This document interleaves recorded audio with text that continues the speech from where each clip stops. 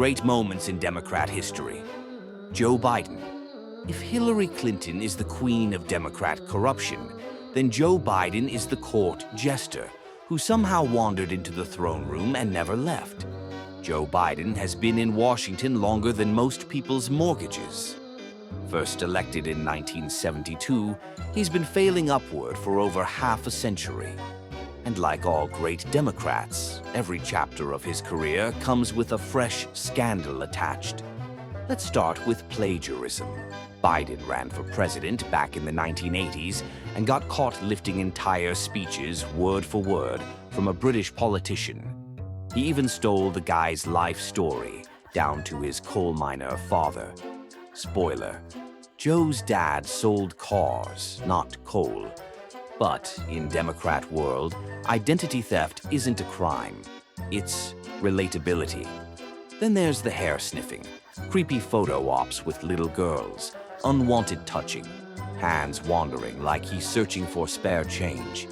Any other politician would have been exiled to the island of misfit perverts. Biden?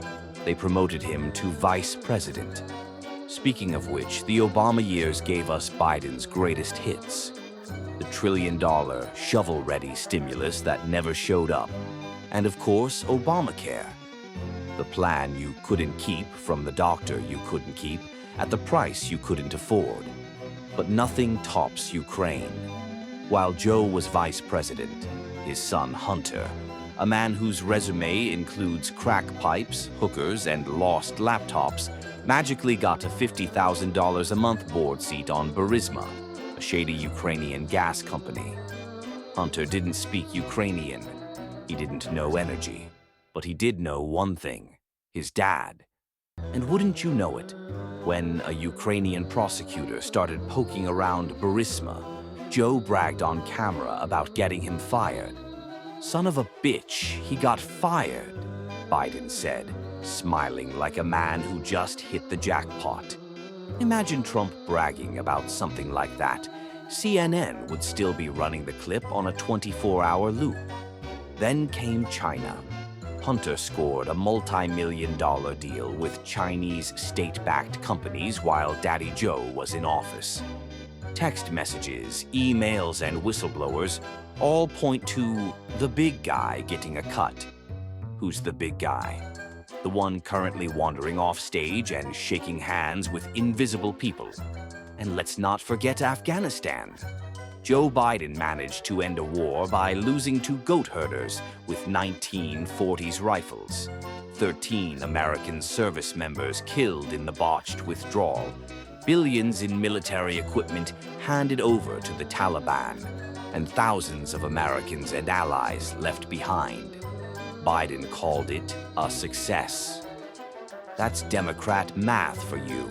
On the home front, we've got inflation at 40-year highs, an open border flooding the country with fentanyl, and a president who can barely finish a sentence without drifting into a word salad. His staff spends more time cleaning up his quotes than Hunter spends cleaning up hotel rooms. And yet, Democrats call this leadership. They prop him up, weekend at Bernie style, because he's the perfect front man. Too senile to ask questions, too compromised to say no. So here's the legacy of Joe Biden. A career politician who plagiarized his way into office, sold his influence to foreign powers, lost wars, tanked the economy, and pretends he's the blue-collar champion while his family rakes in millions from China and Ukraine. And that, kids, is another great moment in Democrat history. Because only in the Democrat Party could a man like Joe Biden go from sniffing hair to sniffing out kickbacks and still end up in the Oval Office.